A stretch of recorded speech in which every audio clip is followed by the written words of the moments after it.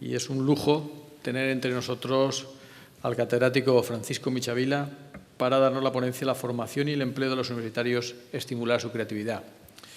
Yo al profesor Michavila lo defino como un Miguel Indurain, ¿no? de la universidad, una persona singular de las que hay cada décadas, ¿no? que tiene una visión, un manejo, un conocimiento de la universidad en todas sus diferentes misiones, porque la misión de la universidad es la institución más compleja, que tiene la misión más compleja. Porque piensen ustedes en cualquier otra institución y verán que no hay una misión tan difícil, ¿no? Es decir, si es una empresa, pues es ganar dinero para los accionistas. Es decir, complejo y demás, difícil, no es nada fácil, pero la misión es retornar a los accionistas, ¿no? Otras instituciones públicas pues tienen misiones muy concretas, la cultura, la investigación, la gestión económica, pero la misión de la universidad es la docencia y la formación de personas, de profesionales, lo mejor posible, la investigación, generar nuevo conocimiento, llevar la barrera del saber más allá, la transferencia de ese conocimiento, la transferencia de esa tecnología, la cultura, preservar la cultura, el patrimonio, el desarrollo regional, ¿no? Si es que vamos añadiendo, ¿no? El desarrollo regional, el implicarse muy mucho con su tejido, su ciudad, sus ciudadanos, llevarla de lo local a lo global. Son muchos frentes, ¿no? De hecho, yo ya digo, a veces digo en la universidad, que depende a quién pregunto, pues digo, ¿quién es el mejor profesor? Y depende si lo pregunto al vicerrector de investigación, al docente, al de cultura, me dicen listas distintas, ¿no? Por las distintas visiones. Y en ese aspecto, como verán ahora, voy a dar una breve reseña del profesor Michavila, pues él ha tocado todas las parcelas y de forma brillante, ¿no? Por eso digo que es un Miguel Indurain, se defiende bien en la montaña, en el llano, en la contrarreloj, en todas las categorías, ¿no?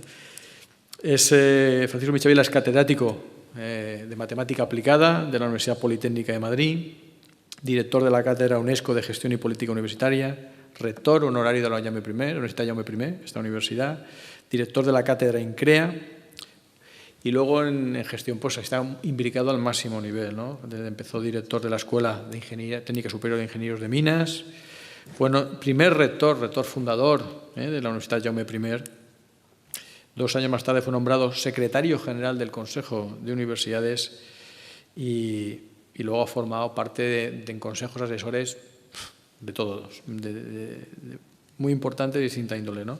Quiero destacar como reconocimientos que es Officier de l'Ordre National du Mérite de la República Francesa, académico numerario de la Real Academia Europea de Ciencias y Artes y de la Real Academia de Doctores de España, miembro de honor de la Asociación Alexander von Humboldt, miembro del Club de Roma, miembro de la Junta Directiva de la Corporación de Antiguos Alumnos de la Institución Libre de Enseñanza y ha sido miembro de un consejo importantísimo en Francia como el Conseil d'Evaluació Científique des Activités de Recherche des Écoles Nationales Supérieures de Mines y des Écoles Nationales Supérieures de Technique Industrielle de Mines.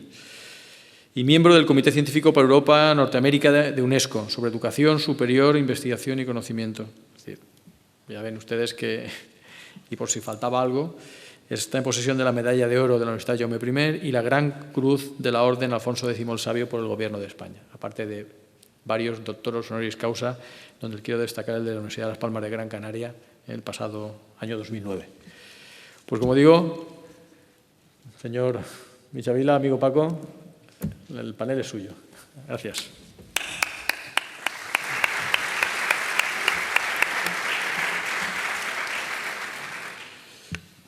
Permitidme, compañeros de la universidad, en primer lugar, dar las gracias al rector Mora por estas palabras.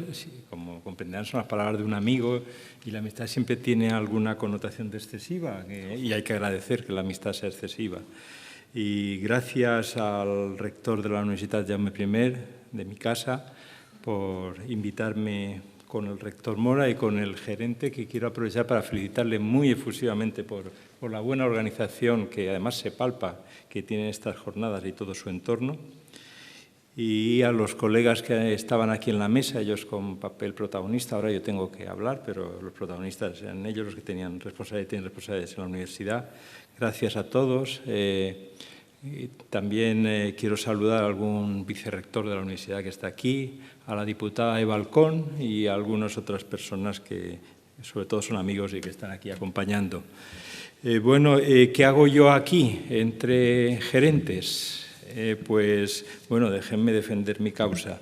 En primer lugar, el rector Climent ya me ha aportado un dato positivo de pedigrí, rescatando de la memoria algo que, como atrevidos que éramos, porque éramos atrevidos como ahora, es atrevido Vicent Climent y han sido atrevidos los otros rectores de esta universidad para hacerla avanzar y sumar constantemente, pues ya hicimos unas jornadas sobre financiación y Joaquín Gómez Pantoja, un fantástico gerente, el primer gerente que tuvo la universidad, se oía su voz.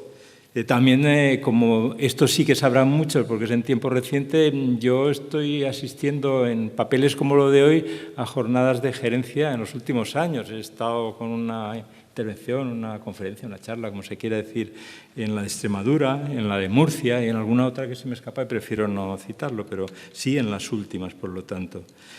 Y también quiero, si me permiten, antes de que empiece a contar ese reloj tan estricto que decía Andrés Marzal y que entiendo que lo va a aplicar, nada más empiece yo la conferencia, no antes. Es decir, si ustedes miran el programa, se habrán dado cuenta que algo muy obvio, que hay 3 sesiones, en 2 aparece la palabra gestión, en el enunciado de la sesión, y en otra la de medios. Entonces, ¿cómo ganarme un hueco en ese programa en el cual se habla de gestión y las intervenciones que los 2 rectores han tenido aquí, la directora general, han insistido en esas cuestiones, o se hablaba del carácter visionario de la financiación hace tiempo anterior, pero yo voy a hablar de otras cosas. Van a ver una presentación que voy a hacer y solo aparece en 2 pantallas el tema económico. Claro, se podrá decir que es el tema de los instrumentos, los fines y tal, pero de eso no quiero hablar. Compartimos el proyecto de la educación superior y compartimos el sueño de una sociedad española mejor y un país que vaya hacia adelante, que además falta le hace. Y en ese sentido, bueno, pues voy a hacer una intervención a continuación, previa a la cual quiero decir 2 palabras.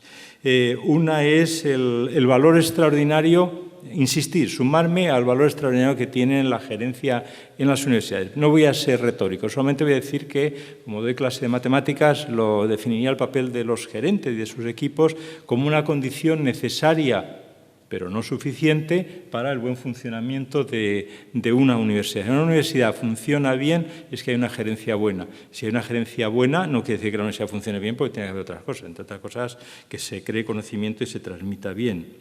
Pero sin duda se ha dicho una palabra anterior, a la cual me sumo también una idea, la de columna vertebral de la institución.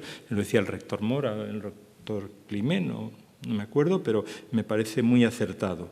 Y más en estos años últimos, donde las dificultades han sido grandes, la reducción de los presupuestos y al final todos los profesores universitarios y el entorno hemos ido a qué hay con lo nuestro. Claro, no hay amenaza mayor en una institución que el capítulo 1 se vea en peligro o asuntos de estos, y ahí aparece en primera línea como figura que va a resolver el asunto, casi como figura descarnada, el gerente, a quien se acude para salvar el tema. Y en este tiempo ustedes y vosotros, compañeros de la universidad, lo habéis hecho muy bien. Bueno, voy a empezar. Entonces, claro, yo ahora podía hacer 2 cosas. Es sencillamente acudir a algo que a mí me gusta de vez en cuando recordar y que es muy conocido por la hora, decir aquello que decía García Márquez, que aquellos que se quieran ir, que se vayan, pero que solo les pedía García Márquez, yo me sumo a pedirlo, que lo hagan despacito para no despertar a los que se quedan aquí. Y otra es que como aquí hay mucha distancia, pues yo voy a ir hacia ahí y estaré más entre mis compañeros de la universidad para hacer la presentación.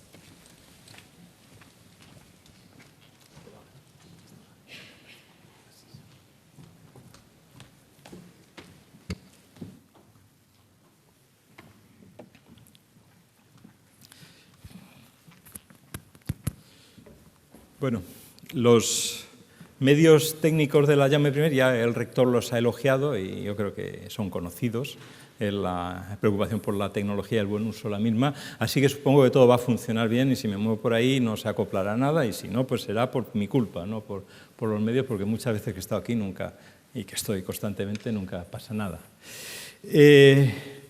La formación y el empleo de los estudiantes, de los universitarios y qué hacer para que esta sea más viva, más educación activa. Pues si nos planteamos qué ha pasado en los últimos tiempos, la primera década de este siglo era para la Universidad Europea y la Universidad Española una década prodigiosa. El horizonte de final del año 2010, de septiembre del año octubre del año 2010, todo iba a ser diferente y mejor. Se iba a construir una universidad coordinada que iba a permitir no solo el flujo de capitales, sino también la movilidad de las personas dentro de esta patria común que tenemos los europeos, que es Europa. Para eso se puso en marcha un proceso que arranca, como bien saben, y eso no voy a entretener, desde el 25 de mayo del 98 en la Sorbona, con un encuentro promovido por el ministro Claude Allègre, y después se completa con el programa de la Europa de la investigación y se pretende que las universidades, a partir de un momento determinado de ese horizonte, pues tengan unas garantías que permitan que los estudios que se hacen en un sitio sean de confianza para los otros. Es decir, que haya instrumentos que garanticen la calidad e instrumentos de medición de los estudios y que los hagan transparentes y que permitan ir de un sitio a otro sabiendo que el que se incorpora a un mercado laboral distinto al del país de origen, pues será bueno. Y sobre todo, se me ha ido, esto es culpa mía, se planteaban una serie de características en esa universidad de los conocimientos que eran el tema de la empleabilidad. Esto, como bien sabéis, creó muchos problemas. Se decía la universidad de los mercaderes, la mercantilización de la universidad, la venta de la universidad. Ahora ya ese tema ha bajado, esa contestación en ese sentido. Yo tampoco quiero entrar en eso. Yo no estoy de acuerdo con ese planteamiento, pero tampoco quiero entrar en eso.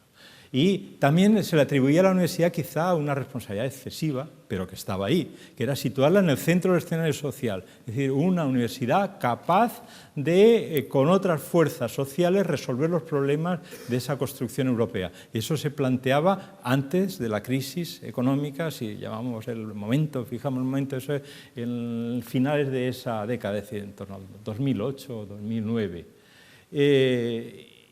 Y también habría que establecer un mecanismo que garantizase que la calidad se midiese bien con instrumentos y con parámetros y con indicadores contrastados y validados para que hubiese un sistema eficiente para la valía comparable de los estudios de un sitio y otro. Y así mismo lo que había detrás de todo esto del movimiento que desde la Sorbona y desde Bolonia se lanzaba, que era una mayor internacionalización de la Universidad Europea, una capacidad de competir con universidades americanas, sobre todo porque así como 10 años antes ya se había producido un cambio muy importante, que era el porcentaje de estudiantes asiáticos que iban a estudiar a universidades americanas había superado a los que venían a Europa. Bueno, pues esa fue la década prodigiosa. ¿En qué ha quedado aquella modernización prometida? Bueno, pues en algunas cosas buenas y otras malas, sin duda, lo cual no es decir nada, claro. Sencillamente ha habido menos recursos de los esperados, ha habido una demostración por parte de los europeos de ser menos innovadores y menos emprendedores de lo que se esperaba de los europeos, y ha habido algo que el mismo Colombani, que fue director de Le Monde y que un hombre con una gran visión del europeísmo y un extraordinario profesional del mundo de la comunicación, en un libro suyo que se llama Tous Américains, planteaba, y es que los europeos nos gusta mucho la diversidad y los europeos, dicho en forma coloquial, somos muy protestones. Entonces, siempre para dar un paso cuesta mucho. Bueno, pero vamos a entrar en contenidos. Lo cierto es que se estableció un planteamiento para construir esa universidad de los europeos, que es una forma de llamarla, la que yo utilizo, tampoco está muy extendida. Había unos instrumentos que era la reordenación académica, con una estructura, el grado, el máster, etc. Y unos instrumentos de medida, los créditos europeos, el suplemento del título, suplemento al diploma, según donde se llamase, y otras cuestiones como la movilidad y el aprendizaje. Incluso en lo más parecía más evidente, como podía ser la estructura de los estudios, ya vemos el mapa de Europa, donde hay que verlo en el final de esa década. Unas cosas posteriores, pero lo importante es ese momento. Vemos como hay una disparidad, aunque hay que reconocer que el color que domina es el color de 3+2, pero con un planteamiento como el que se hizo inicialmente, no como el que aquí se ha hecho en estos últimos tiempos de revisión de la estructura de los grados de 4 años a 3 años. Esa es otra cosa. Era la estructura, sobre todo reforzando el papel de los másteres. Pero ya tenemos una diversidad. Y otra cuestión también del mapa de la Europa, espacio europeo, de las agencias de calidad, los indicadores empleados, la evaluación no solo de los programas o los candidatos a las plazas, sino también de otras cuestiones que tienen las instituciones, pues también hay un predominio del verde intenso, pero hay diferencias. Vean cómo en un caso y en el otro, el caso español no coincide con el color mayoritario. Bueno, pero eso es un paso, un primer paso, que es la reordenación académica de los estudios universitarios. Pero es un paso importante, pero no es el único ni el más importante. Es un asunto de organizar los programas de estudio, pero en un mundo que va muy deprisa en los campos, y entonces es necesario reorganizar las formas de educar a los jóvenes y de sacar a flote todas sus valías y todas sus capacidades de crear. Cuestiones como los conocimientos interdisciplinarios, el trabajo en equipo, el pensamiento independiente, la asunción de responsabilidades, de tanto se habla, muchas veces nos hemos quedado y nos estamos quedando en la retórica, y hay que dar pasos concretos. Por ejemplo, esta universidad, desde el principio, el tema de los conocimientos interdisciplinarios se lo planteó desde hace ya 25 años, como era que hubiese una parte de los estudios donde se integrasen diferentes ámbitos jurídicos, económicos, etcétera, para compartir áreas de formación. No sé si me voy demasiado. Y eso, en definitiva, lo que nos lleva es a la cuestión de la educación activa. El gran paso, dicho en una frase resumen, con todo lo que empobrece el resumen, es pasar de una educación pasiva, basada en la acumulación de conocimientos, a una educación activa. Es decir, donde se revisen los conocimientos, sobre todas estas cosas voy a volver en esta intervención, y se revisen las metodologías educativas y, en definitiva, se plantee la relación institución. Todos nosotros trabajamos, unos en las gerencias, otros dando clase, otros en los laboratorios. Esa relación de la institución con los jóvenes a formar. No estoy abordando en esta parte, al final haré algo de investigación. Entonces, lo importante es algo que resumía una frase de un magnífico texto norteamericano de Pasquarelli Terenzini, que decía que a la institución le importen los estudiantes. Esto parecerá una obviedad, pero no ha sido así. Nuestras universidades o nuestros centros de estudios superiores en el pasado no les importaban los estudiantes, se abrían las puertas, se atendía a la gente, había profesores muy vocacionales, había gente, yo me acuerdo en la secretaría de la escuela donde yo estudié, con una vocación enorme, donde eso que decían los funcionarios, un horario, no, hacía todas las horas que hiciese falta, pero eran soluciones individuales, soluciones personales. Yo estoy seguro que muchos de los que estáis aquí, yo me incluiría también eso, tenemos un sentido vocacional y nos importa que nuestro proyecto, porque es un proyecto vital, vaya bien. Pero eso no es una solución profesional, esa no es una solución para que la educación de un país vaya bien. La solución que tienen que dar los poderes públicos es que sea una solución profesional, que aparte de nuestra vocación se den las condiciones para que nuestra profesión haga que eso lo resuelva el equipo de todos y no unas individualidades. Bueno, pues Entonces, el asunto, en esta educación activa que estoy mencionando, en el horizonte espacio europeo significa dar un salto cualitativo del modo siguiente: pasar de los conocimientos a añadirle las habilidades, las actitudes y pasar a las competencias. Empezar a hablar de competencias. Eso por primera vez se formula en documentos de espacio europeo y en la adaptación española de esos documentos. Y de eso voy a seguir hablando a continuación.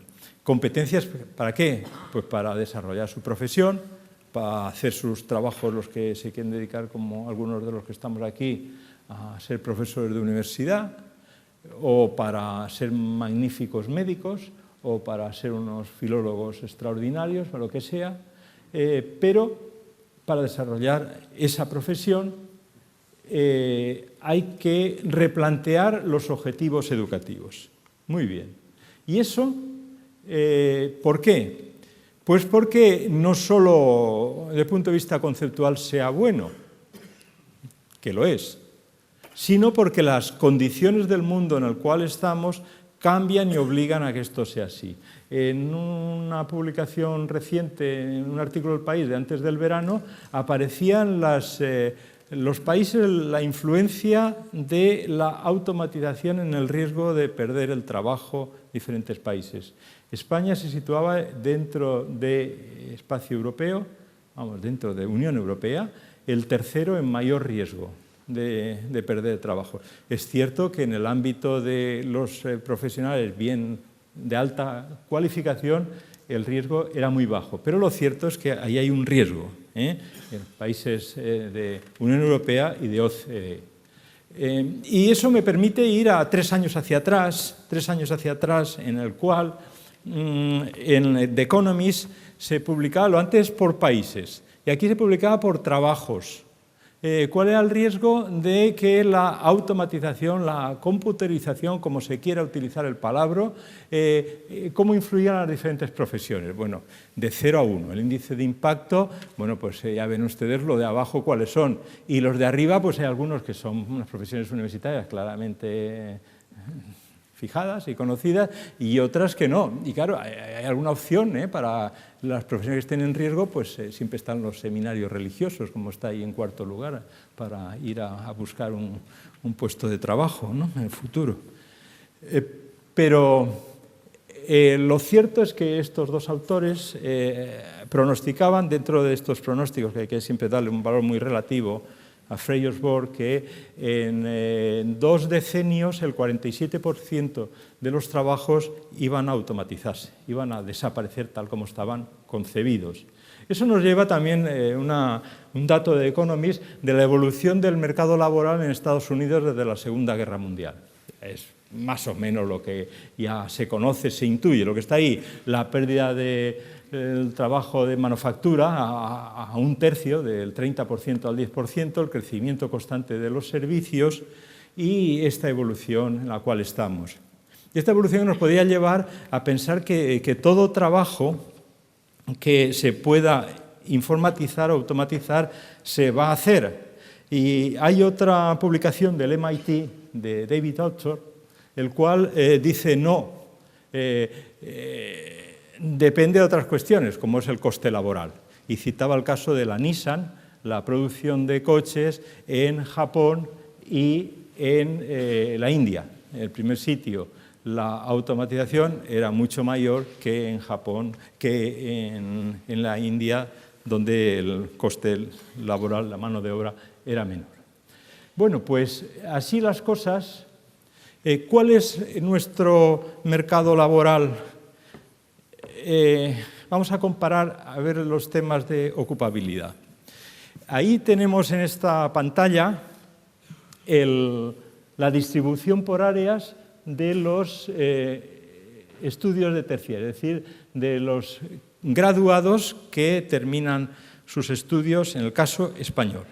Entonces, si nos fijamos entre esta gráfica y la siguiente, que es todo espacio europeo, porque resulta que se le achaca a la universidad Nosotros vivimos, como bien sabéis, un país donde los apriorismos dominan sobre los razonamientos y los planteamientos reflexivos. Uno toma actitudes a priori, se sitúa en la trinchera y luego ya intenta razonar. Eso que decía Machado, que en este país de cada 10 cabezas una piensa y 10 embisten, y 9 embisten.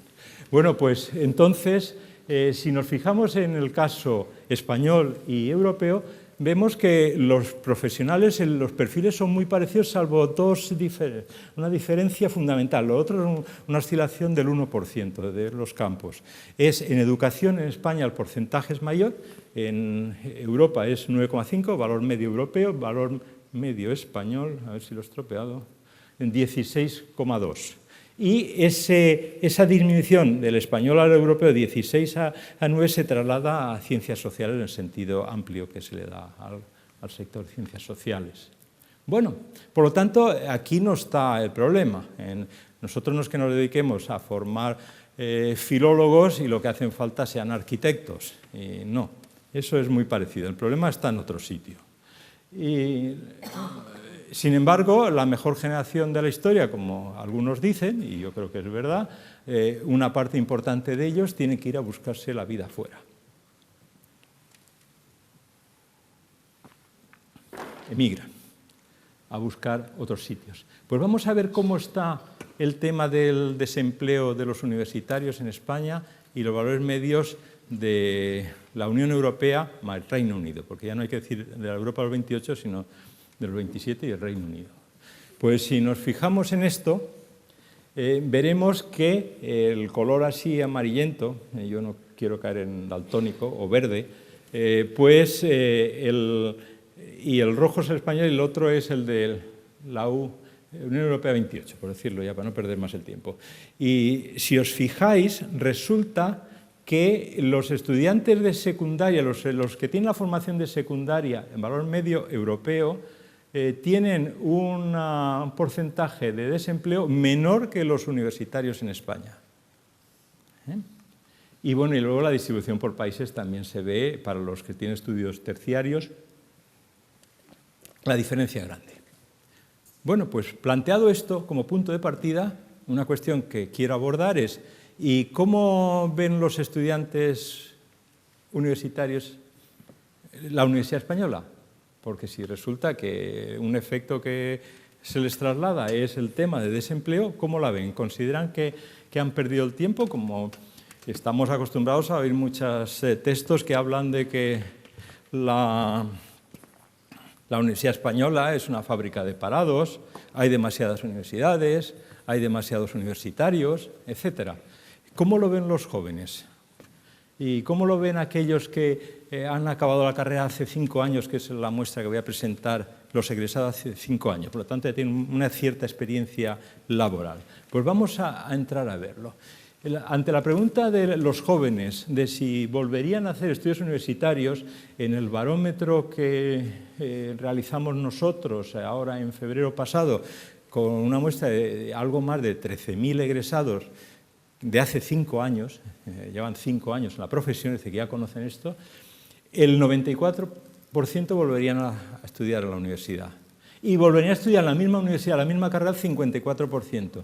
Y volverían a estudiar en la misma universidad esa carrera u otra, el 69%. Es decir, más de 2/3. Las cifras no son bajas. Pero bueno, el dato es positivo a favor de la universidad, pero es muy general. Vamos a intentar entrar en mayor profundidad con el dato. Bueno, pues, ¿cuál es la satisfacción en cuanto a la carrera que han elegido y a la institución? Es decir, ¿volverían a estudiar en la misma carrera, en la misma universidad o en otra universidad? Los datos están ahí en la izquierda por áreas y para no perder demasiado tiempo no los leo. Yo no sé si luego he previsto, tampoco no sé si hay tiempo luego para eso, pero he previsto un coloquio, con mucho gusto podemos entrar en ello. Pero en cualquier caso, comentario, todos los datos están del 50% para arriba y además si sumamos los dos colores, por encima del 60% todos. Es decir, de 2/3 para arriba prácticamente todos. Eso en cuanto a la satisfacción. Y por universidades, es que hay unas universidades Esto es con universidades públicas. Es que hay unas universidades que por el tamaño se les atiende mejor o peor. Hay una cierta oscilación. Yo diría que no es demasiado grande, es del 3%, entre las muy grandes y las más pequeñas. Incluso, bueno, por en medio de algún bache puede llegar al 5 o 6%, pero son valores comparables, no son valores muy diferentes. Eso por una parte. Pero lo más importante es que entremos en la profundidad, es decir, sea en el sitio donde donde va a estudiar la chica o el chico que va a formarse ya en la universidad, al cabo de un tiempo, ¿cómo ve esa universidad? Los datos de esa universidad, ¿cómo los ve? ¿Qué es lo que ve mejor? Pues resulta que el profesorado está en primer lugar. Ahí entiendo el profesorado se refiere al personal de la universidad. La pregunta era al profesorado, pues estaba hablando de métodos educativos y eso. Cuestiones de este estilo están en primer lugar. Las que están peor situadas es el asunto de los servicios de apoyo al estudiante, orientación, búsqueda de empleo, etc. Ahora luego entraré en ello. Y la segunda peor valorada es los métodos educativos. Es decir, no es un problema de los contenidos, no es un problema de la formación global, no es un problema del profesorado, tal como se plantea en esta encuesta. Y insisto que la muestra es de más de 13.000, no son 50. En cuanto a los servicios de... Bueno, tengo que decir una cosa, que el dato de los servicios de apoyo al estudiante es el único que está por debajo de 2 sobre 4, pero aquellos que se les ha preguntado el conjunto de la muestra. Y si además hay una segunda pregunta, es esa misma pregunta dirigida a aquellos que los han utilizado, los servicios de apoyo al estudiante, esa cifra ha mejorado. No mucho, pero es mejor, 2,10. Servicios que utilizan, pues el servicio de apoyo al estudiante, la distinción entre universidades públicas y privadas está ahí, y entre universidades grandes, pequeñas, etcétera, está ahí. Magnitudes, que insisto que podemos hablar luego, si es posible. Ahora entremos en asuntos, si hablo de la educación activa, de sustituir la acumulación de conocimientos por otros asuntos importantes de la formación de los jóvenes, es el tema de las metodologías educativas. Si os fijáis, lo más clásico está ahí, como siempre estaba en la Universidad Española, en primer lugar, en valoración, la teoría, los conceptos de paradigma, lo mejor. Esto siempre ha sido lo más valorado en la Universidad Española. ¿Por qué? Pues por una razón, sobre todo tipo económico, que la educación teórica es más barata que la práctica. ¿Cuál es otro asunto? Y con esto ya voy a acabar este repaso y voy a replantearlo desde fuera. ¿Cuál es el tema de la sobrecualificación? Otro estándar por ahí en las críticas estas que a veces son muy a priorísticas de la universidad. Hay un exceso de cualificación, se forma demasiado a los estudiantes universitarios, etc. Bueno, la sobrecualificación es el color azul oscuro de abajo. El valor más bajo corresponde a ciencias de la salud, lo cual es muy significativo.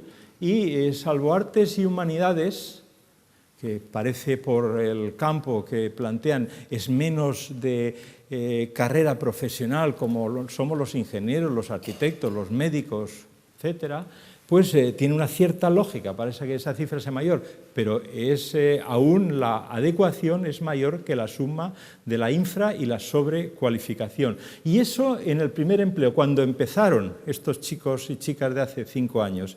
Y al cabo de 5 años, ¿qué opinan? Porque ya conocen un poco más la realidad suya. Pues ahí aparece una especie de prueba del 9 en el tema. Resulta que la opinión que tienen sobre la sobrecualificación baja.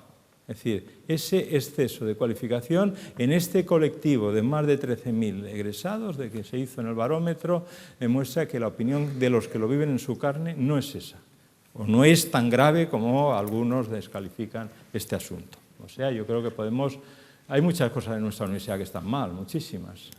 Podemos hacer un seminario de varios meses para hacer solo el listado de las cosas que están mal, pero tampoco hay que aceptar cualquier cuestión que se diga a priori, insisto, que está mal sin demostrarlo. ¿Y cómo lo ven desde fuera? Vamos a ver este asunto desde fuera. Esto es lo que opinaban los jóvenes todas las cuestiones que he planteado, estos egresados, ¿cómo lo ven ellos? ¿Y cómo les ven desde fuera los empleadores? Bueno, pues solo cojo un ejemplo, hay muchos de estos, y seguro que tenéis en la cabeza casos de estudios o empresas que publican cosas. Esto es una muy conocida de Hayes con Oxford Economics, que todos los años hace un análisis del mercado laboral y los problemas que se plantea, etc. Estos de Hayes, que yo no tenía nunca ninguna relación con ellos, más allá de leer lo que publican, es buscadores de profesionales cualificados donde gestionan pues un volumen muy grande en todo el mundo. Creo que el año anterior a esta publicación habían gestionado 8 millones de currículum y habían seleccionado 250.000 personas en el mundo. Por lo tanto, lo digo por el tamaño de la muestra, que los datos son importantes. Y entonces, el análisis que se hace desde este sitio es que hay problemas de ajuste entre el mercado laboral y el mundo académico, la formación académica, y que las presiones sobre el mercado laboral no van a menos, sino van a más. Parece lógico. Vamos a ver un poco más el detalle. Para eso establecen 7 indicadores y ponen de 0 a 10 lo que influye, cómo presiona ese asunto en el mercado laboral. ¿Cómo le marca? Lo mejor es un 0 y lo peor el 10. Bueno, podemos decir que lo sentimos. Bueno, parece lógico los Países Bajos y Alemania. Yo mi opinión de por qué Alemania está por debajo de Países Bajos, es decir, está mejor, es porque si los europeos somos protestones, en el ranking de protestones, incluso por encima de los españoles están los neerlandeses. Ese en el talento, y en el asunto de las industrias que necesitan profesionales que requieren un tiempo y una inercia para formarlos y para que se puedan aprovechar. Bueno, no, Italia no es que sea el 0, es que no hay datos de Italia, sino Italia no podría estar ahí, 0. Pero en los dos casos, solo quería decir eso, tenemos el caso español como sitio donde hay mucho que trabajar en eso de problemas que tenemos que resolver sobre la educación de nuestros jóvenes. ¿Cómo resolverlos? Bueno, yo no voy a decir aquí la solución, pero sí que voy a hacer mis apuntes con mi atrevimiento y os pido disculpas. Pero claro, mi atrevimiento lo voy a basar en gente que sabe mucho más. Jacques Delors, persona que admiro mucho, como supongo que bastante de los que estén aquí, estoy seguro, publicó un libro maravilloso, La educación encierra un tesoro, del cual no voy a hablar. Y un libro que quien no en algún texto suyo no lo ha citado, Los 4 pilares de la educación. Es una obra deliciosa que él coordinó, no es autor de todo el texto, pero se lo inspira. Pero un poco antes, creo que son 2 años antes, en el 93, porque la educación cierra un tesoro es del 95 al 96, publicó un libro blanco de la Comisión Europea con un tema que es a lo que vamos, el crecimiento, competitividad y empleo, retos y pistas para entrar en el siglo XXI, retos y pistas sobre la educación de los jóvenes. Eso en la frase está ahí en el título, está comido. Y apunta fundamentalmente que donde hay que poner el acento es en la educación práctica. Hay que favorecer la formación, la aplicación de los conocimientos. Esa parte de la educación que es más cara. Ese es el asunto que parece que algunos, que incluso los que descalifican la universidad, no lo saben, porque lo único que les ha preocupado es recortar constantemente los presupuestos universitarios estos años. Pero educación práctica, una revisión de conocimientos, una revisión de metodologías educativas y un esfuerzo fundamental de educación práctica. ¿Y esto qué significa? Hacer cambios como este que apunto de Delors y algunas cosas que voy a decir significan que hay que abandonar todo lo anterior, dejar todo lo que está hecho hasta ahora y hay que descubrir nuevamente el nuevo mundo universitario. No. Y quiero citar un ejemplo, el MIT. En el MIT, hace 150 años largos, 155, William Rogers, el fundador del MIT, estableció con una clarividencia extraordinaria los 4 principios de la educación en el MIT. Y todos sabemos lo que representa ahora el MIT en cuanto a excelencia universitaria.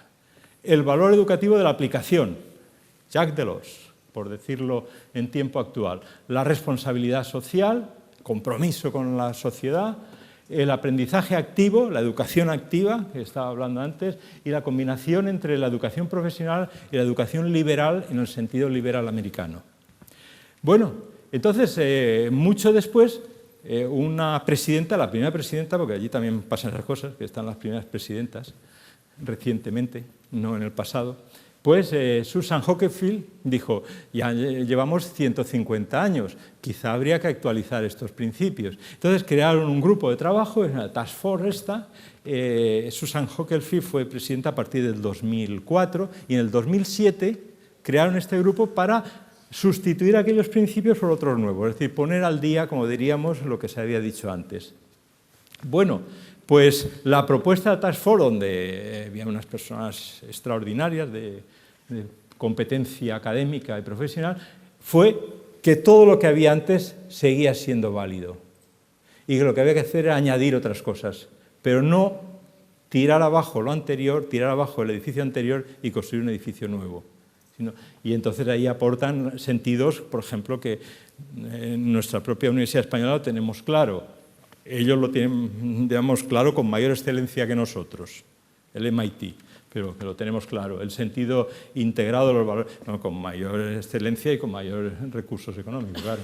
Visión integrada de la educación, la investigación en la sociedad, la diversidad y las características de formación, intensidad, curiosidad y entusiasmo. Y esto me trae a la cabeza una idea de Touraine, que decía el concepto de la modernidad. Touraine decía que la modernidad no era sustituir todo lo viejo por todo lo nuevo, sino aprovechar lo bueno de lo viejo y añadirle cosas nuevas, es decir, superponer y construir con la suma de los dos. Eso me trae a la cabeza esta gráfica de dónde podría estar la educación adecuada de los jóvenes. La tendencia que tenemos en nuestros planes de estudio es situar ahí en los tres vértices la T, quiere decir tecnología, la H, humanidades, y la C, ciencias. Por representar humanidades incluiría yo ciencias sociales, es porque fuese un triángulo, no poner más. Entonces la idea es que sean planes con una fuerte intensificación en un campo y muy poco del otro o nada. Es decir, en el entorno de los vértices, las zonas verdes, es donde están los contenidos de los planes de estudio actuales y más aún los anteriores. Y yo creo que ese no es el camino bueno.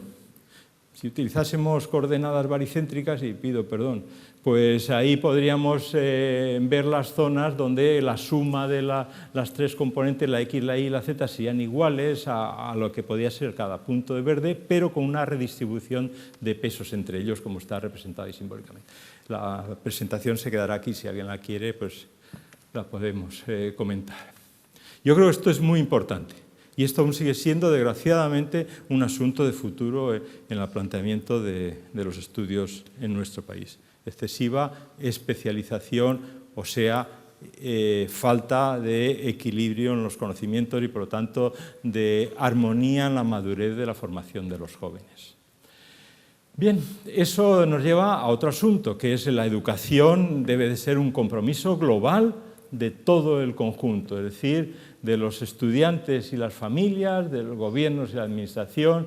Eso sería el pasado, donde ahí hay en la pantalla añadidas ideas que se refuerzan o que son nuevas del tiempo actual, y en la parte de arriba son los actores más recién llegados al juego de la educación superior, para que sea un compromiso de todos, también de los empleadores y los profesionales que necesitan el volver a la universidad, lo que antes se llamaba la formación permanente.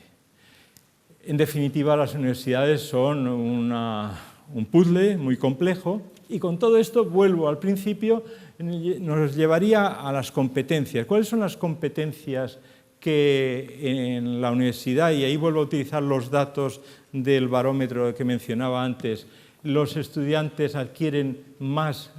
¿A qué competencias en las que la aportación de la universidad es mayor? ¿Adquieren más gracias a la universidad? Pues las propias de su titulación, evidentemente. Está muy bien, estos encuestados opinan que el comportamiento ético está también en los primeros lugares, y si nos fijamos en la parte de abajo es el tema de la internacionalización, de las lenguas y cuestiones de este estilo, donde está peor. En la pantalla siguiente se puede ver de otra forma lo que les aporta la universidad y lo que aportan ellos mismos en los diferentes campos, de comunicación, metodologías, etcétera, tecnologías, idiomas, como digo, son la parte donde el esfuerzo de los jóvenes, lo cual también tiene una cierta lógica, aportan más principalmente. Bueno, hecho esta primera parte de la presentación, la parte más larga, quería abordar dos cuestiones. ¿Cómo se comporta ese egresado cuando sale a buscar trabajo? Y luego, ¿dónde estamos? Y con eso acabaré. ¿Dónde estamos? Bueno, ¿y cuál es la potencia de nuestro sistema universitario comparado con los países del entorno para ver si somos capaces de hacerlos o para comparar por qué unos hacen un esfuerzo mayor que nosotros? Si es porque creen más en la educación o simplemente son más ricos o tienen una posición de política universitaria distinta.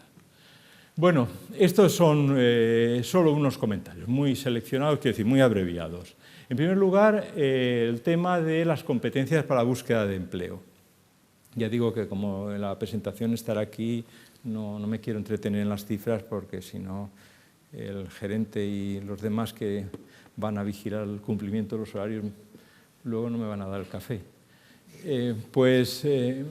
Lo más importante es, en rojo es el nivel que obtiene la universidad y el resto es el que han adquirido. Esto que insisto, los egresados cuando buscaban el trabajo. Fijémonos dónde, si nos fijamos el color rojo, dónde la universidad sobre todo les ayuda y más que dónde les ayuda, dónde están las debilidades, es decir, dónde esos servicios de orientación y apoyo al empleo, por el cual yo vuelvo a este tema, yo hablaba de dos debilidades, las metodologías educativas, es decir, en educación pasiva, hay que transformar la educación activa y he abordado todas estas cuestiones, y ahora vuelvo sobre el tema del empleo, los servicios de orientación y apoyo, es decir, el acompañamiento al joven cuando va a empezar su vida de trabajo profesional, a ganarse la vida.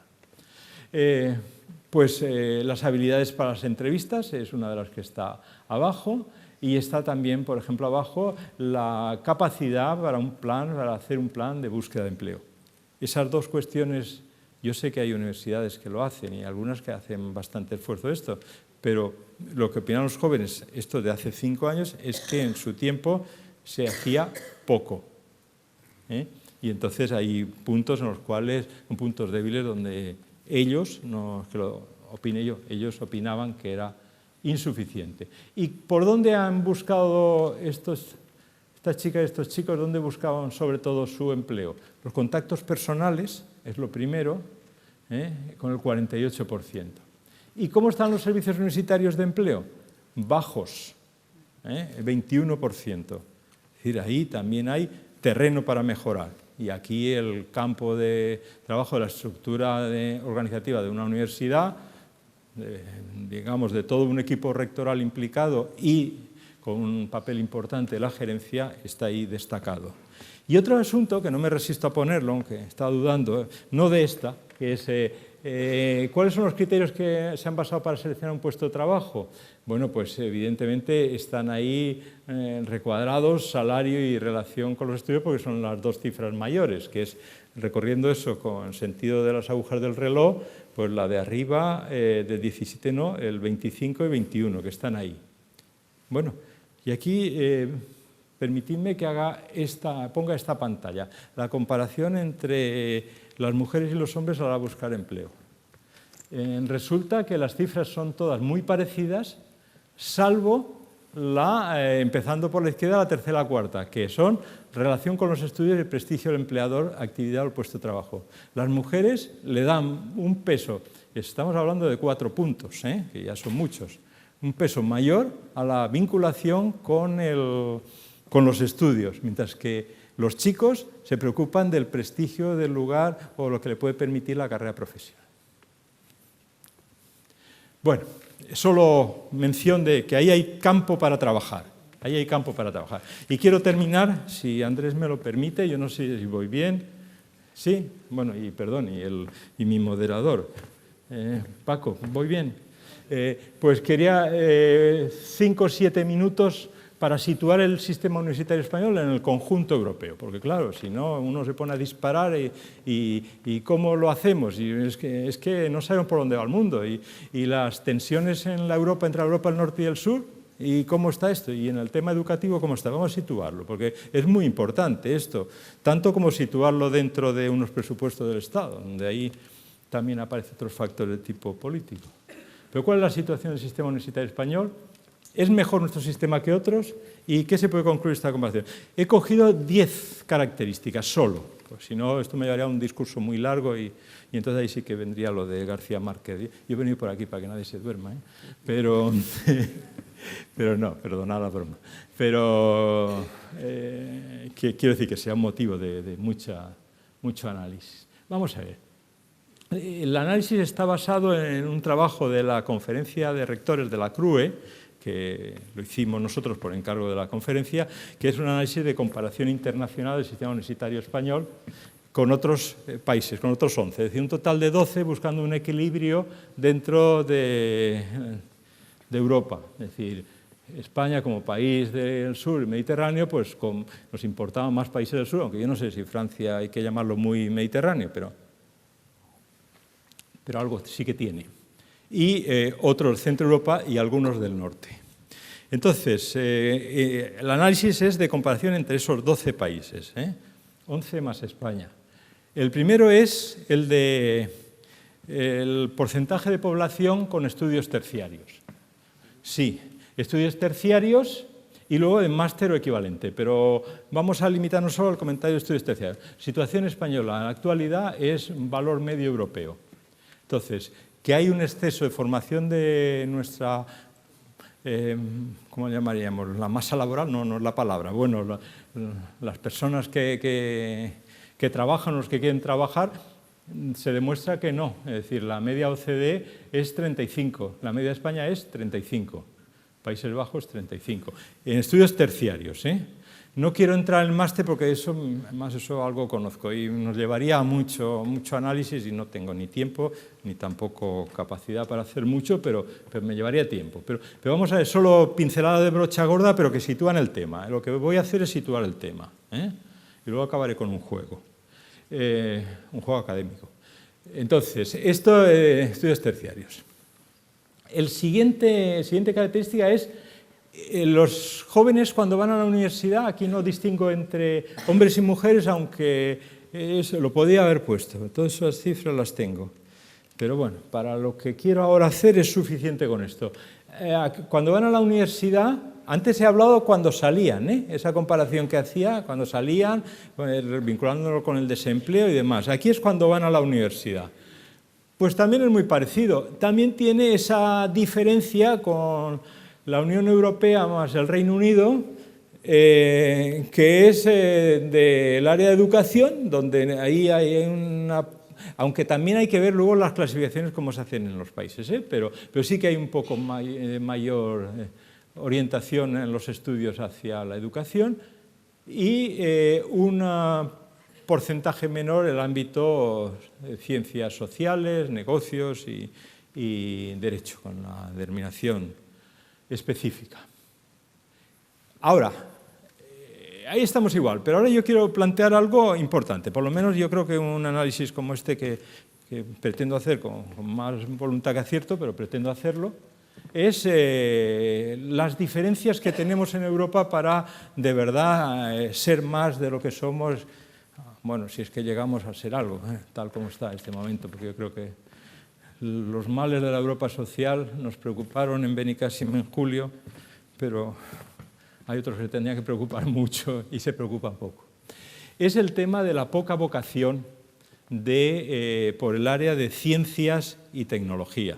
Siempre se ha dicho que las mujeres tienen una diferencia respecto a los hombres de menor tendencia o menor voluntad de ir a estudiar el ámbito de tecnología. Yo doy clase en ingeniero de energía y tengo 2 tercios de chicos y 1 tercio de chicas. No entro a comentar cómo son las notas porque las chicas ahí saldrían muy a favor, muy bien. Pero a lo que voy.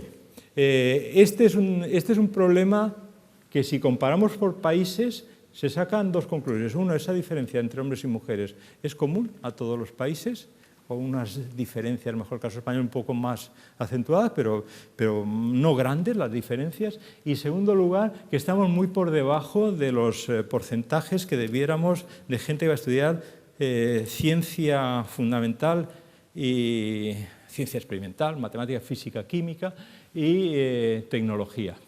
Yo me acuerdo en aquellos tiempos que citaba Vicent Climent, cuando empezábamos en la universidad, aquí como queríamos hacer muchas cosas y luego esa manía ha seguido, pues estaba el tema de que queríamos empezar a compararnos con otras universidades europeas y se constituyó un grupo, se llamaba Grupo Barcelona, en el cual en español estaba la Pompeu, estábamos nosotros y estaba la Carlos III, y vino la comisaria europea y nos habló del déficit extraordinario para el año 2020 se iba a tener en Europa en cuanto a vocaciones por ciencia y tecnología. Se decía que un 40% de la demanda de titulados no se iba a cubrir para el año 2020. Más o menos, eso fue el año 92, como digo. Los hechos posteriores han ido confirmando esa tendencia desafortunada. Es más, el año 2006 se constituyó una comisión que la coordinó el que fue primer ministro francés, Michel Rocard, para intentar establecer una serie de medidas para corregir ese problema en la Unión Europea. El documento, os invito a simplemente, si entráis por internet, informe Rocard de la Comisión Europea, veréis que es un magnífico documento con medidas correctoras, pero los resultados no mejoran. Por lo tanto, distribución del mercado de vocaciones, por llamarlo así, parecido.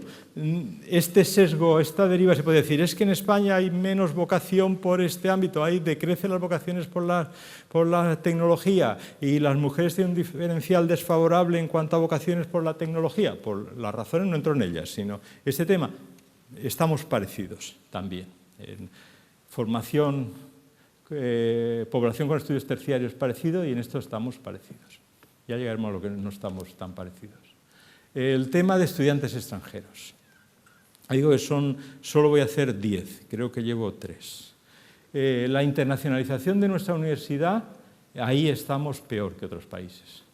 Es muy fácil, si se hiciese un estudio con euros per cápita, euros por estudiante en Europa, enseguida se vería que hay una relación clara con los estudiantes internacionales, aunque sean dos cosas distintas. Es decir, a medida que se invierte más, ese sitio se genera más conocimiento y eso atrae más personas de otro sitio que vienen a hacer másteres. Porque donde es esencial, bueno, es esencial en todos los ámbitos, pero donde es esencial la atracción internacional del sistema es en los estudios avanzados, en máster y doctorado, obviamente. Y fijémonos, por ejemplo, ahí el caso de Suiza o el caso de Países Bajos, cómo están en primeros lugares. Y España está en tema de internacionalización mal. Internacionalización para todos los estudios. No estoy hablando de Erasmus, es decir, estancias cortas. Donde estamos, afortunadamente, es de las pocas cosas que podemos presumir de sentirnos líderes en algo. Somos líderes y ojalá sigamos, porque, bueno, por lo menos algún intento de recorte de presupuestos ha habido en los años pasados. Siguiente cuestión, la graduación. ¿Cómo están los graduados entre hombres y mujeres por países? Si nos fijamos, España está la cuarta por la derecha entre Francia e Italia. 60%, las cifras estas son parecidas. Muy bien, pero ahora vamos a entrar a otros asuntos. Un tema económico. Decía al comentario inicial que solo había 2 pantallas donde hablaría de financiación. Es esta y la que sigue. Y como veréis, lo que hago es nada, es de sobra conocido. Esa es nuestra situación en inversión pública y privada en la educación superior, educación terciaria. Y si nos fijamos el rojo, es el esfuerzo, digamos, el compromiso del Estado en la financiación de la educación superior en el país. España, 0,9. Está solo Italia. Italia es un caso extraordinario. Nosotros hemos hecho un estudio de comparación del sistema universitario italiano con el español, que lo va a publicar la CRUE dentro de poco tiempo, según me dijo el presidente y el vicepresidente.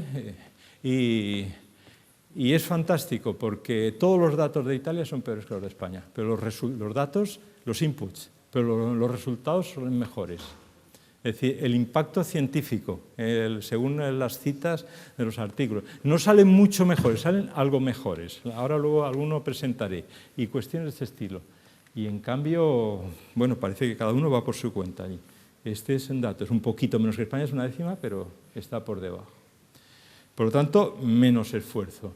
Y aquí este comentario, que creo que lo mencionaba el rector Climent en su intervención, o no sé si el rector Mora, el tema de las ayudas a los estudiantes, los porcentajes, o la directora general, no sé, no me acuerdo. Si hay una gráfica muy famosa, que no la tengo aquí, de la OCDE que clasifica en 4 cuadrantes todos los países OCDE. Con los 2 ejes coordenados, uno sitúa el gasto en educación, hay sistemas de ayuda a estudiantes, etcétera, y el otro el PIB. Y hemos pasado del tercer cuadrante en cuanto a malo de cuadrantes al cuarto en este momento. Nos situamos, es uno de los países de la educación superior más cara de Europa y donde las ayudas a los estudiantes es el tercer o cuarto país en coste de los grados y no digamos los másteres, ¿no? Yo creo que ahí estamos a un puesto más adelante. Y en cambio el sistema de ayuda de estudiantes mantenemos de una forma, vamos, tremendamente resistente el umbral del 0,1% del PIB. Durante muchos años se hablaba que era el 0,08%. Yo utilizaba esa cifra y al cabo de un tiempo decía, está bien, esto es que no me he actualizado, y buscaba, me salía otra vez 0,08. Ahora ha cambiado un poco y está el 0,10 o 0,11 según sitios, pero aún estamos hablando de 3 centésimas de incremento. Bueno, y en investigación, bueno, decía 2 pantallas, bueno, incluyendo esta sería la tercera.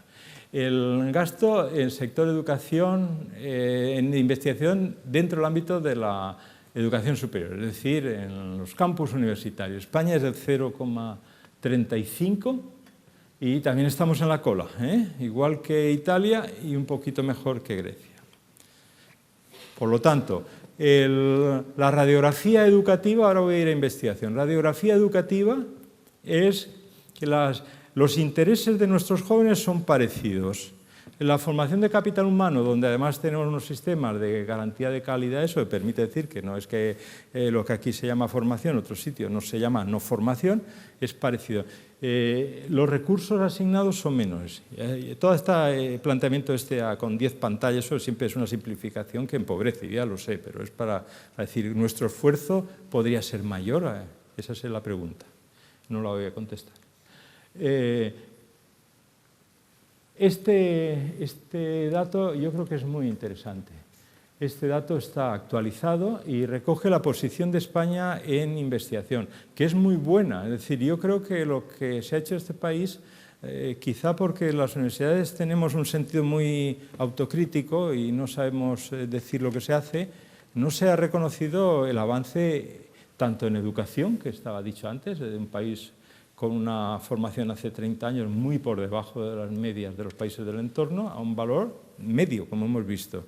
Y en investigación, España se sitúa la 10ª potencia mundial en cuanto a volumen, es decir, al dato cuantitativo. Bien, si miramos el dato cualitativo, ahí se plantean varias cuestiones. Una de ellas es ¿con qué medirlo? Entonces hay alguno que es con artículos el primer cuartil, con no sé qué, y según el que se utilice el dato sale mejor o peor. Y eso hay que respetar las publicaciones. Yo aquí, digamos, los planteamientos que se hagan.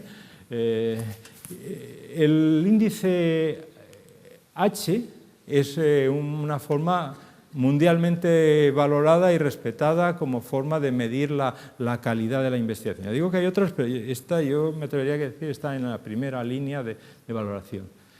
Dicho eso, si vemos el índice H de España, nos haría retroceder algo así como a la 14ª o 15ª posición. Tampoco está mal, pero estamos ahí. Nos superan pues países, como es lógico que nos superen, Suiza, Países Bajos o la propia Suecia. Todo esto estaría relacionado con el PIB dedicado a la educación superior, a la investigación de esos países, y enseguida sale la correlación de una forma muy fácil. Muy bien, otro que es el último. La 10ª pantalla, acabaré con el juego ese, pero 10ª pantalla. Es la educación, otro de los asuntos que ha sido motivo de debate para saber dónde está el sistema universitario español y si converge o diverge de otros sistemas universitarios en Europa, es el tema de los recursos que tienen las universidades, dinero y capital humano. Entonces, si vemos el valor de la edad el porcentaje de profesores, esto hace referencia personal académico, de profesores con más de 59 años, pues España está ciertamente en un valor medio. Si sumamos, es decir, si bajamos hasta los 50, de 50 para arriba, España ya es de los países que tiene el profesorado más envejecido. Sí, pero permitidme, como persona que me siento muy comprometido con este tema de lo importante que es la formación de los jóvenes con vocación de ser profesores, los becarios que quieren entrar, aquellos que no tienen ahora oportunidades porque la tasa de reposición no lo permite, etcétera, por ahí no quiero ir, pues hay que recordar que nuestro sistema universitario se llenó de jóvenes en los años 80. Entonces era el sistema o de los sistemas, quizá el sistema con el profesorado más joven.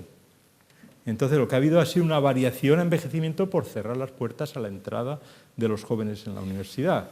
Es decir, que no es que estemos ahora en valores medios, que lo estamos, aunque por debajo, porque lo lógico es sumar a partir de 50, pero bueno, si aceptamos solo los de 60 o más, pues estaríamos en valor medio. Con los 50 ya estaríamos de los peores, pero es que el problema es el envejecimiento, la no renovación, digamos, la congelación de las plantillas, por llamarlo así, congelación me refiero a que no se abran las puertas, y ese es un capital humano, la riqueza mayor que tiene un país es la ilusión de los jóvenes, y eso, si se pierde, es terrible. Bueno, aquí he llegado a la 10ª. Último comentario que quería hacer, que es un juego, simplemente lo siguiente. Mira, aquí he cogido esto, lo hice para una presentación, no, las cosas como son. Esto no lo he hecho para traerlo hoy aquí, esto no es nuevo, pero solo lo he presentado una vez en público. He cogido varios indicadores, que no tienen por qué ser los mejores, para medir de un sistema universitario, por ejemplo, en estudios, un indicador es número de estudiantes de nivel 5A o estudiantes de nivel 6, es decir, de grado frente a doctorado, de estudios avanzados, vamos. Porque en una universidad se dice que cuanto el porcentaje de estudiantes más avanzados, es decir, cuanto ese cociente sea más bajo, será mejor. Otro es los estudiantes de ciencia e ingeniería, como he mostrado antes. Otro es estudiantes por profesor. Otro es la proporción de estudiantes internacionales. Todo eso se entiende. Recursos, proporción del PIB dedicado a ayudas a los estudios, que he gastado antes un minuto. El gasto de educación superior, que lo acabo de contar. Y la proporción dedicada a I+D, que también lo acabo de presentar. Y luego en el PDI, edad del profesorado y cuál es la proporción de mujeres investigadoras. Y en I+D la producción científica, documentos publicados y el índice H. Bueno, pues escogiendo eso, veis que, por ejemplo, me falta otras cuestiones que lo tengo en otro sitio, pero aquí no me daba tiempo, por ejemplo, del personal de administración y servicios. Pero vamos a lo que quería, simplemente como para acabar de alguna forma. Aquí aparecen en cada uno de esos 4 bloques que he presentado antes, estudios, PDI, en recursos I+D, colocados de mejor a peor los países analizados entre los 12 que mencionaba. Entonces, pues con la banderita del país correspondiente, bueno, si queréis vuelvo hacia atrás, pero si no ya me saldré de la hora, pero es los indicadores que he dicho muy deprisa hace un momento. Y en los laterales los rankings, Times y Shanghai, ¿vale? Bueno, visto así, conclusión. Yo no soy capaz de sacar ninguna, porque con tantas banderitas es una cosa imposible, ¿no? ¿Estás de acuerdo? Bueno, pues intentando avanzar, porque lo hice para presentarlo en un sitio y dije, ¿y ahora qué hago? ¿Qué hago? Es que no lo sé. Entonces sí me ocurrió una cosa, dice, bueno, voy a coger 2 países y voy a comparar. Pero ¿por qué insisto? Porque no sabía cómo interpretarlo. 2 países, pues yo amo mucho a Francia, y le concedo el honor de poner Francia, y España. España, se me ocurría en cada uno de los bloques unir las 4. No quiere decir nada, porque indicadores, bueno, pues se pueden coger otros mejores, que para eso hay mucha técnica. Antes se mencionaba el rector Mora, lo de la Universidad Española en cifras, y un trabajo extraordinario, y hay muchísimos indicadores, y en trabajos de ese estilo. Pero bueno, ahí está España y Francia, y esta es la última, y luego comentario final. Bueno, lo primero de todo, el color verde, recursos. vemos que la posición francesa es mejor que la española. Digo que es discutible los que he seleccionado. Tampoco lo hice a mala idea, es decir, voy a coger los que me convengan, sino dije, bueno, que están bien. Oye, la ayuda de estudiantes, porque es una cosa que me obsesiona, el tema del PIB, etcétera. Bueno, está mejor. Lo que nadie es discutible es que, a pesar de todo, la misma amada Francia, con sus graves problemas, está mejor que España en recursos para la universidad. Y en investigación, pues consecuencia lógica de eso, Francia está mejor que España. En esos dos indicadores. Pero ahí sale siempre por encima. Y en el PDI, bueno, los dos que yo había cogido pues son discutibles. Está mejor España, pero claro, uno es el porcentaje, el tema de las mujeres en los campus universitarios franceses, ahí tienen problemas nuestros colegas. Y el tema de la estructura del PDI, bueno, pues ahí habría que en definitiva, no darle demasiada importancia. En cambio, sí que quiero destacar el otro, el de docencia. Es decir, ese me parece que ni fu ni fa, por si me permitía la coloquialidad. En investigación sí, es decir, si en lugar de poner 2 indicadores pusiese 4, más aún saldrían los resultados. Y en estudios podría poner otros, pero lo que nos sale es, si me permitís decirlo, es un poco mejor que España, pero no demasiado. Esa sería la conclusión de este juego, que no es nada más que un juego, no he pretendido, no es ningún análisis científico. Y como para aquellos que habéis hecho, que tenéis el mérito y el esfuerzo de no haberos dormido aún, pues por lo menos que tuvieseis esto. Entonces, bueno, pues hay unos comentarios de cosas mejores en un caso y el otro, pero yo creo que no merece la pena más. Y nada más, muchas gracias.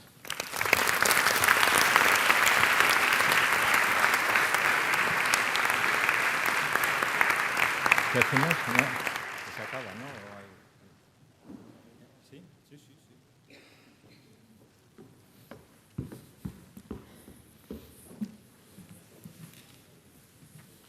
Es que no lo sabía. ¿Cómo vamos de hora? ¿Mal? Vamos mal.